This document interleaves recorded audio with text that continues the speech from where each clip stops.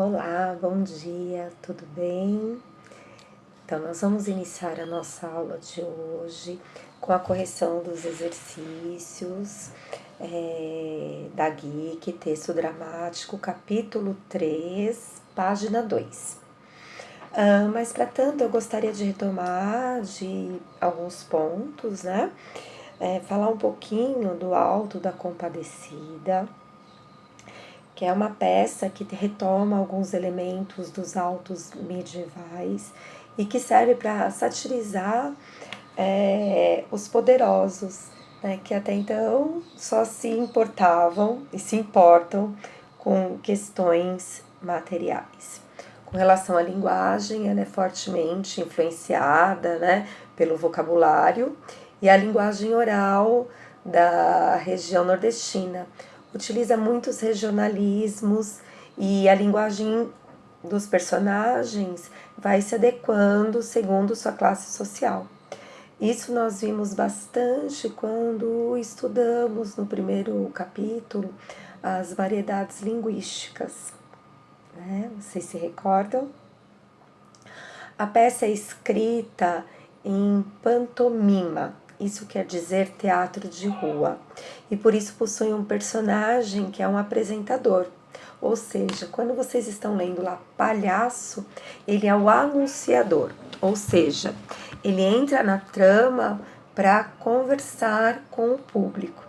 E a gente não pode deixar de mencionar, né, os outros dois grandes personagens emblemáticos que também aparecem no trechinho que vocês leram, que são o João Grilo e o Chicó. Esses dois personagens, eles representam a pobreza do sertão da Paraíba. Tá?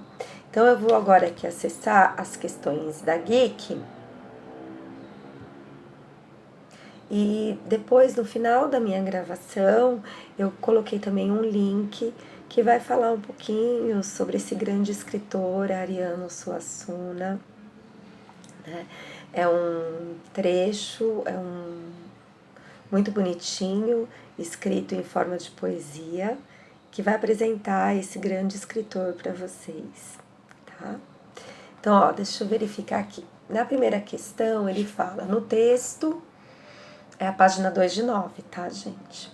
No texto, qual personagem exerce papel semelhante ao de um narrador? Justifique sua resposta. Como eu coloquei para vocês, seria o palhaço. Ele vem como um anunciador.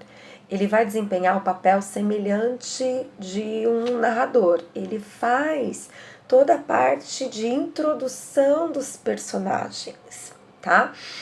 Ou seja, do enredo que vai ser desenvolvido. O enredo é o começo, meio e fim. Ao se retirar da cena, né, todo esse enredo ele passa a ser acompanhado pelo público por meio das falas e das ações de cada um dos personagens. Tá? Deixa eu ver aqui a questão 1b. Os acontecimentos de um texto dramático geralmente são apresentados ao público em cenas, isto é, em ações que ocorrem durante a peça. As cenas, para serem entendidas pelo público, ocorrem em um cenário, ou seja, em um espaço do palco que representa um local em que a história ou um trecho dela ocorre. Em que espaço imaginário a cena em que você leu lá acontece?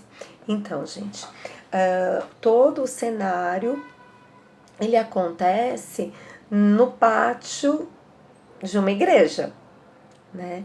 Então, se você ficou com dúvida, retoma lá o trecho que vocês vão perceber que o cenário se dá dentro de um pátio da igreja, né? Deixa eu ver aqui A1C, deixa eu subir aqui um pouquinho o texto. A1C. Certamente você percebeu que ao longo do texto aparecem trechos escritos com letras em itálico.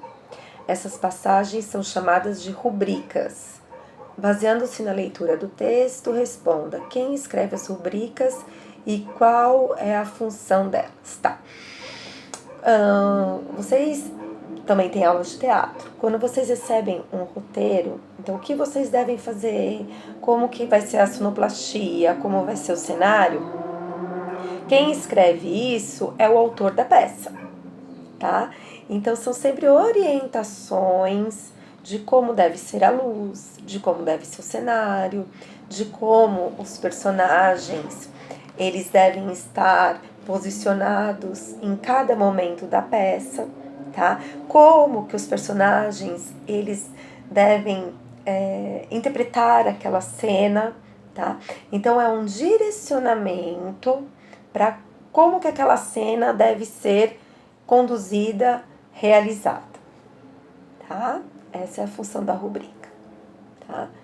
E agora eu vou encerrar, né, o meu vídeo e vocês agora assistirão esse videozinho que eu vou postar e eu vou colocar mais algumas coisinhas para vocês fazerem, tá bom? Beijinhos!